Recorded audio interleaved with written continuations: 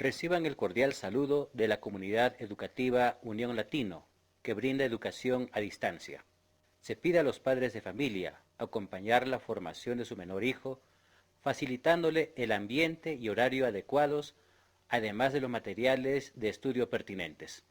A ti, estudiante que me estás escuchando, te pido que tengas a la mano tu compendio, tu cuaderno de apuntes y lapiceros para que tomes nota. Podrás y tendrás que hacer pausas en los momentos que se te pida, pregunte o que creas conveniente. Del mismo modo, podrás repetir el video cuantas veces desees. En esta oportunidad, te presento la clase virtual del curso de Biología, correspondiente al sexto grado de primaria con el capítulo número 1, que lleva por título El origen de la vida. Estas preguntas serán tratadas antes de comenzar el resto de las diapositivas. En las diapositivas hay también preguntas. Después de cada pregunta deberás ponerle pausa y responder o conversar con la persona que esté a tu lado. Luego sigue con el video. A pesar que los seres vivos están divididos en bacterias, protozoarios, algas, hongos, vegetales y animales y son de estructuras diferentes, todos están compuestos por elementos químicos comunes, como el carbono, hidrógeno, oxígeno, nitrógeno, etc. Poseen estructuras del ADN y otros organelos similares. Vamos a estudiar algunas teorías que intentan explicar cómo se originó la vida en nuestro planeta.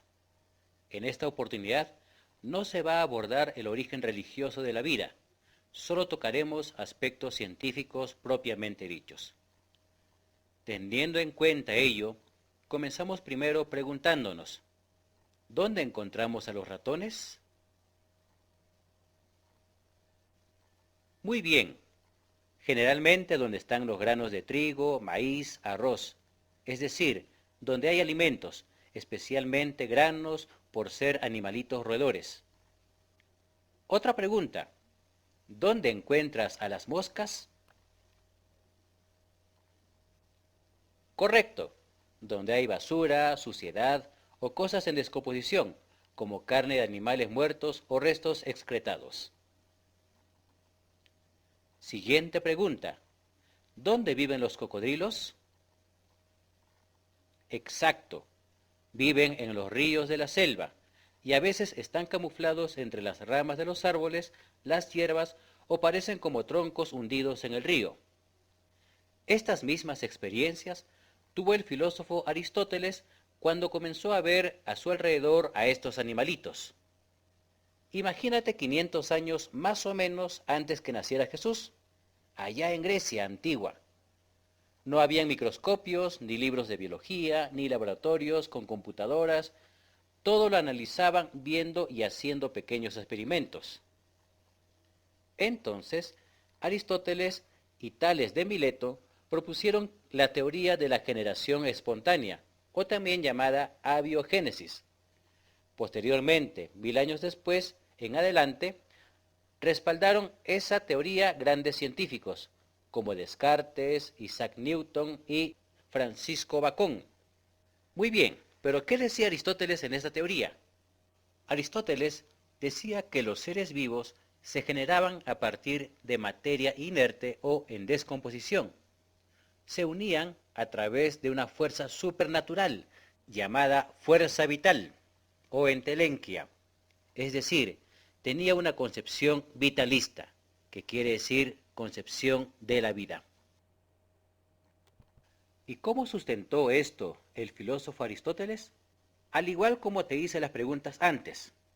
Primero, vio que los pulgones estaban junto a las gotas de agua que habían en los rocíos matutinos, y por ello dijo que estos pulgones se formaban a partir del rocío que caía de las plantas.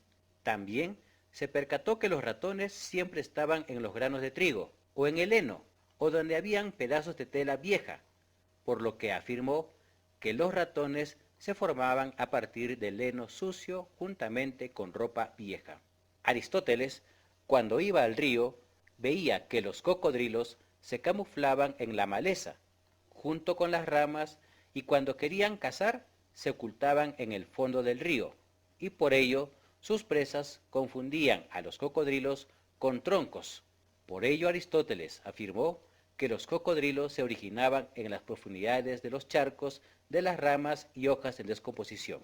Finalmente, veía que las moscas estaban siempre alrededor de la carne en descomposición, por lo que dijo que de la carne en descomposición generaba moscas. Si te das cuenta, Aristóteles creía que esta materia inerte, como el rocío, la ropa vieja, las ramas, troncos secos, la carne en descomposición, generaban seres vivos. Esta teoría de la abiogénesis o generación espontánea tuvo vigencia por más de 2000 años. La teoría de la biogénesis o mecanicista se dio a partir del siglo XVII, propuesta por Francesco Redi, Louis Pasteur y Lázaro Spallanzani. Esta teoría fue en contraposición a la teoría de la generación espontánea de Aristóteles. Estos científicos sostuvieron que el ser vivo proviene de otro ser vivo, preexistente de la misma especie. Para ello hicieron varios experimentos.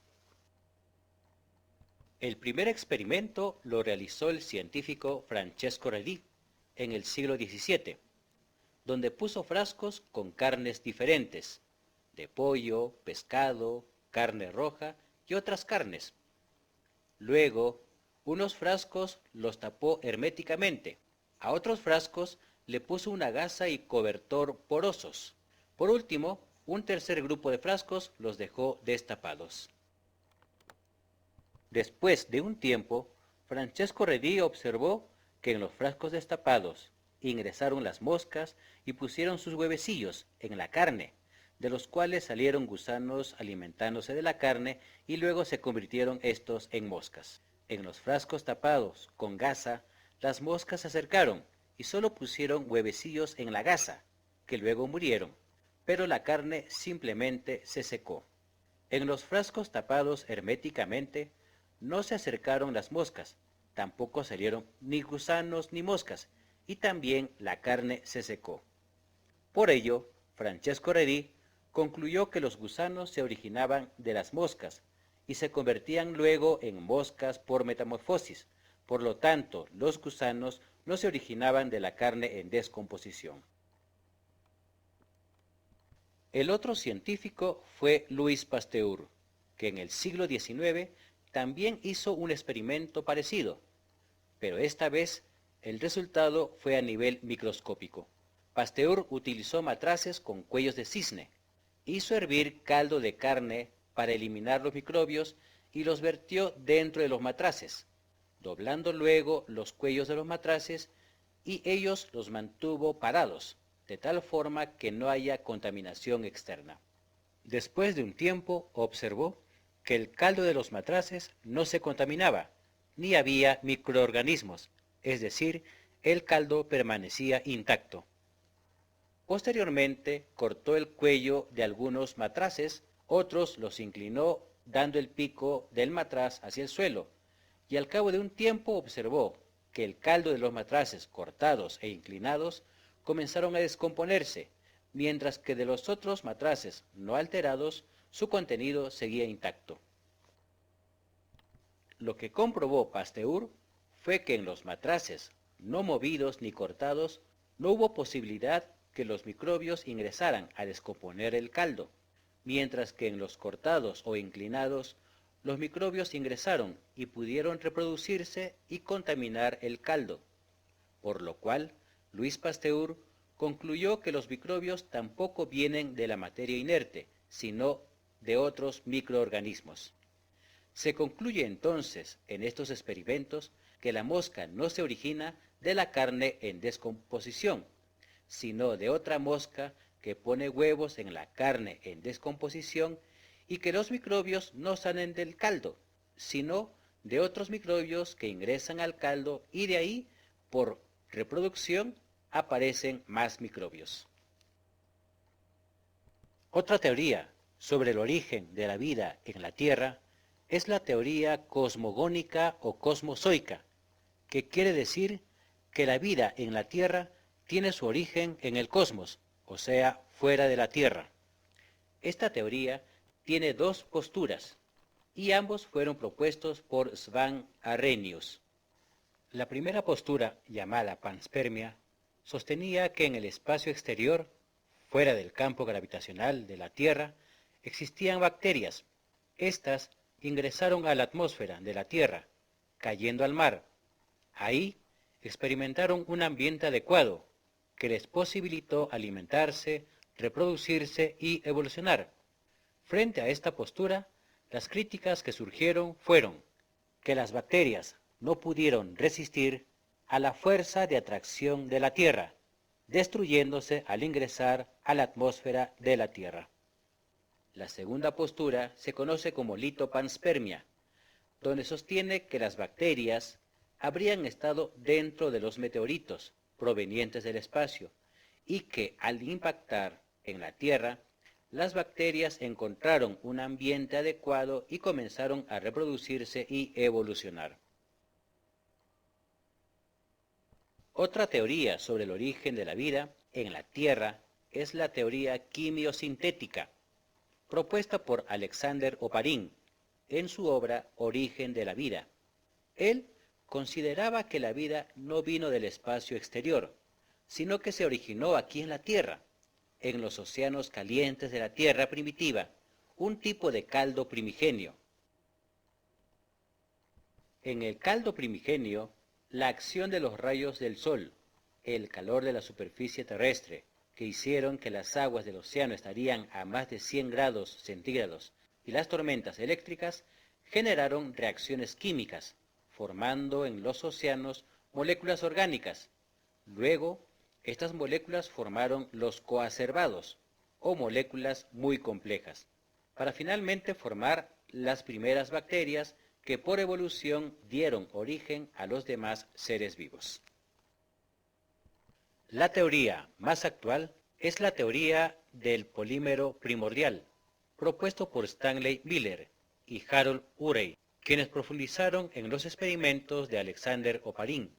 Además de ellos, existen otros científicos que siguieron profundizando estos estudios, por ejemplo, Thomas Sech, Sidney Allman Fox, Michael Blader, Walter Gilbert y otros. La teoría del polímero primordial sostiene que algunas sustancias, como el ARN, conjuntamente con algunas proteínas, pueden formarse y replicarse espontáneamente, siendo estos los originadores de la vida, y posteriormente estos formaron las primeras bacterias. Al estudiar al ornitorrinco, podemos apreciar que tienen una estructura peculiar. Tienen un pico como de pato, pero carnoso. El pelaje exterior es como el del oso y el interior como de la oveja. Ponen huevos como los reptiles y las aves, a pesar de ser mamíferos. Su cola es como la del castor.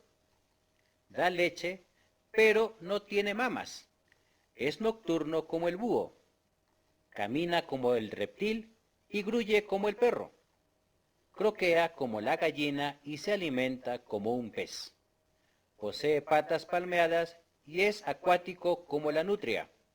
Los machos tienen veneno como las serpientes. Sus huevos son como de la tortuga. Detecta impulsos eléctricos y por último los ornitorrincos vivos son iguales que sus fósiles. Y si hablamos de la evolución del ornitorrinco, manifestaremos que el origen del ornitorrinco se encuentra en los mamíferos, más bajo que los seres humanos y los chimpancés, pero más alto que los ratones. Son monotremas, es decir, mamíferos ovíparos. Su eslabón evolutivo está entre los mamíferos y las aves que vivieron en el período Cretácico.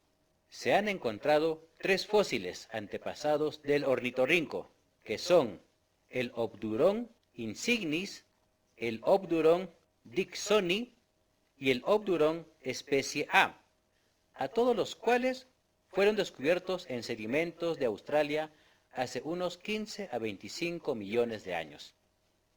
Esto como un dato curioso de la evolución de los mamíferos, en especial del ornitorrinco. Les agradezco la atención prestada. Ahora, con la información obtenida, procederemos a desarrollar el compendio.